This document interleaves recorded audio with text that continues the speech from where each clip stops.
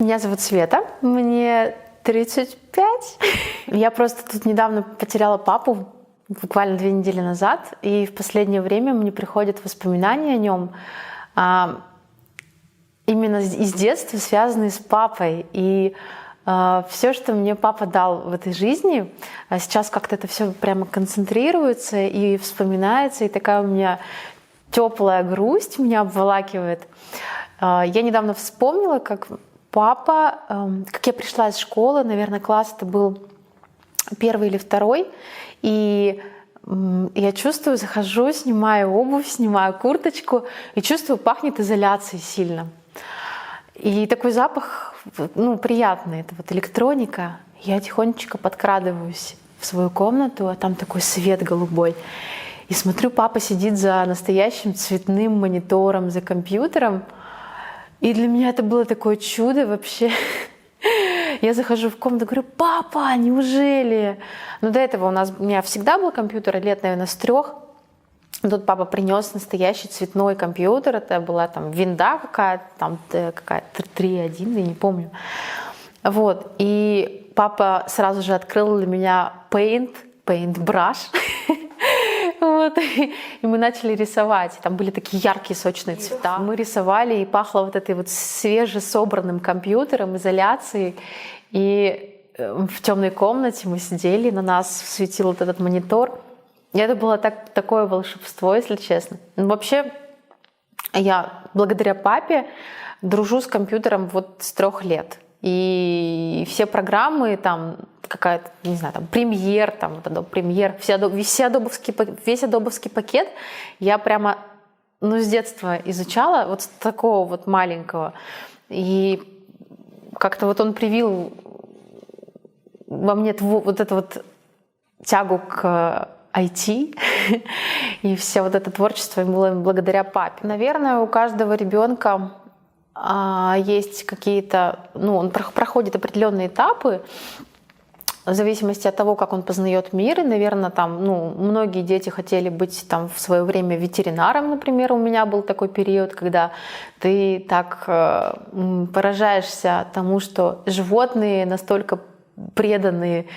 И когда, наверное, начинаются первые разочарования в людях, ребенок так сближается с животными и думает: все, я буду заниматься животными, я буду ветеринаром. У меня был такой период. На самом деле, я года в 4 или в 5 у меня был такой авторитет среди вообще всех людей. Это был Уолт Дисней. И я очень хотела стать мультипликатором. Что-то поменять бы, конечно, в идеале. Я бы взяла себя за шкирку и сказала: что ты теряешь 15 лет? Ты можешь заниматься этим уже сейчас. То есть ты можешь сейчас уже делать книги, делать какие-то открытия. Но ведь все идет своим чередом, и тогда я просто к этому не была готова. Я много путешествовала в 20 лет. В 23 года я вообще не вылезала из самолетов, постоянно где-то ездила.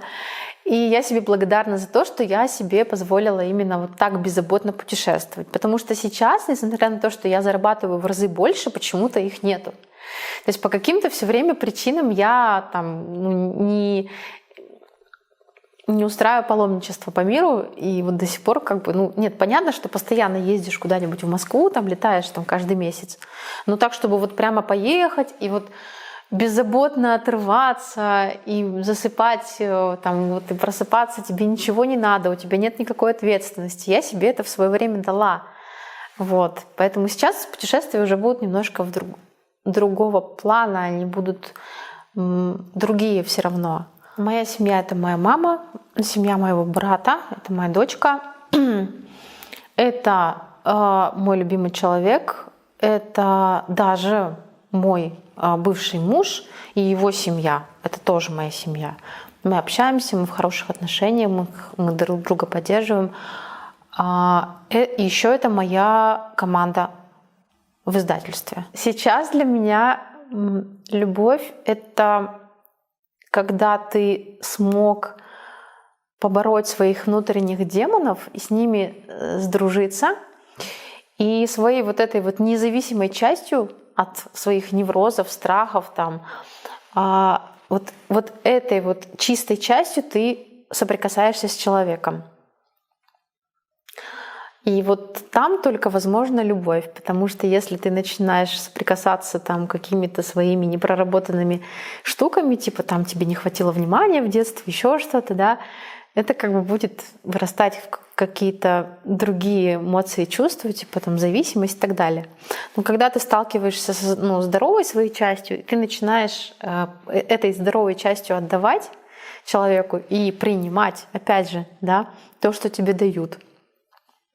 Относиться друг к другу с уважением, друг к другу с бережностью, заботиться друг о дружке и вместе, опять же, у меня без этого никуда, вместе что-то творить, да, вместе делать какой-то проект. То есть это может там быть какой-то творческий бизнес-проект, там что-то именно связанное с воплощением, да, твоей реализации, либо там, не знаю, строить дом банально. То есть обязательно какая-то должна быть коммуникация вот, и создание чего-то нового. Ой, ну мне кажется, у меня все изменилось.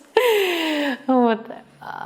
Да, часто говорят, что когда появляется ребенок, он такой, как сказать, как, не знаю, мессия какая-то, которая все по полочкам раскладывает в твоей жизни наконец-то. И бывает, что это происходит очень болезненно и тяжело.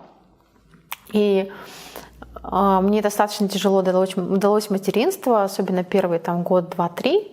Сейчас-то как бы уже классно, ей почти 6 лет вот исполняется, и сейчас с ней легко, и она сама дает большую поддержку, вот, и огромный друг мне.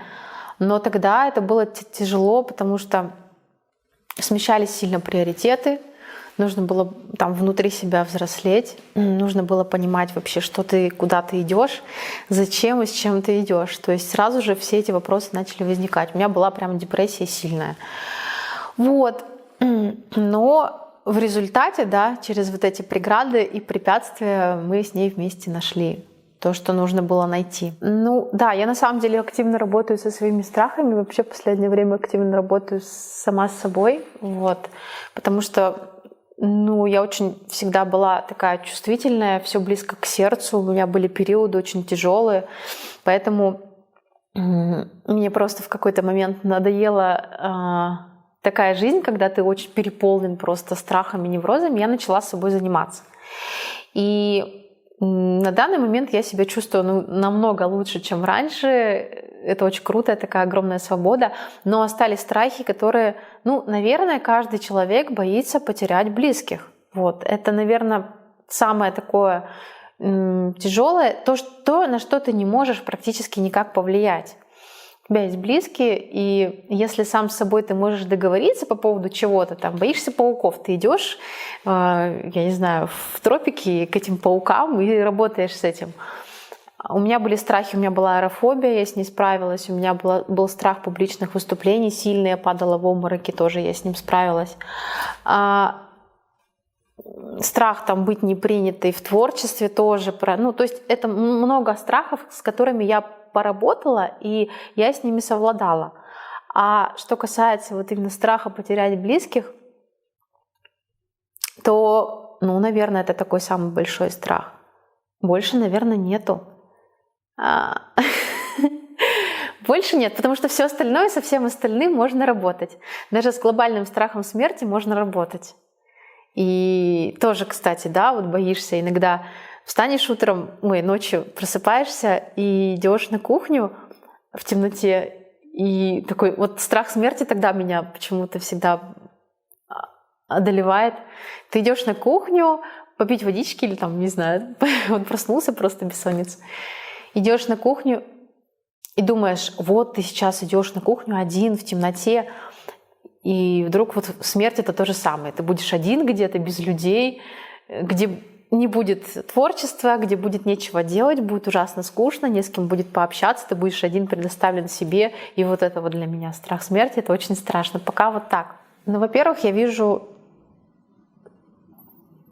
то, что издательство и школа очень сильно масштабировалось и выросло.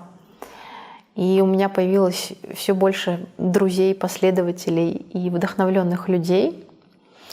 Я вообще вижу себя на мотоциклетном треке на самом-то деле. Вот. И еще я очень хочу научиться управлять самолетом. Я вижу себя в Европе, когда я еду на моцике сдавать экзамен на корочке частного пилота. У меня почему-то такая картинка, она у меня уже давно, и я знаю, что я к этому приду.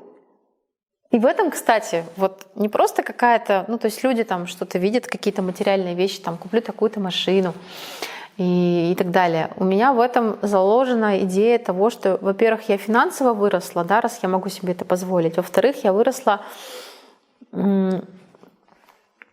сама над собой в плане позволить себе вот такую жизнь, да, то есть это же нужно еще позволить, мы же выросли, ведь мы же советские дети, но мы же себе не позволяем часто что-то, что мы недостойны, как-то так, вот это вот. Ну и справиться еще со всякими страхами, потому что пилотирование — это опять работа со страхами, работа над собой, и вот для меня это какой-то такой пунктик. Я хочу его очень сильно реализовать. Ну и, конечно же, больше заниматься благотворительностью. Это моя мечта. Много туда и грамотно вкладывать ресурсов. Света, я желаю тебе научиться все-таки, да, и закрепить вот это вот качество, когда ты справляешься абсолютно с любой ситуацией, с любой задачей, и ничто тебя не может забросить в какую-то черную яму депрессивную, что в принципе даже какие-то негативные сценарии приносят странное такое мазохистическое удовольствие и в процессе их решения. То потому что ты справляешься и решаешь. И минимизировать вот эти ямы, то есть выйти на такой уровень, когда в принципе ты можешь себе сама помочь, можешь справиться со всем, и после достижения этого уровня уже можешь помогать другим полноценно и этим делиться, и подавать руку помощи всем, кто в этом нуждается. И при этом всегда получать энергию, да, из самой себя, чтобы можно было ее неисчерпаемо отдавать. Наверное, это основное.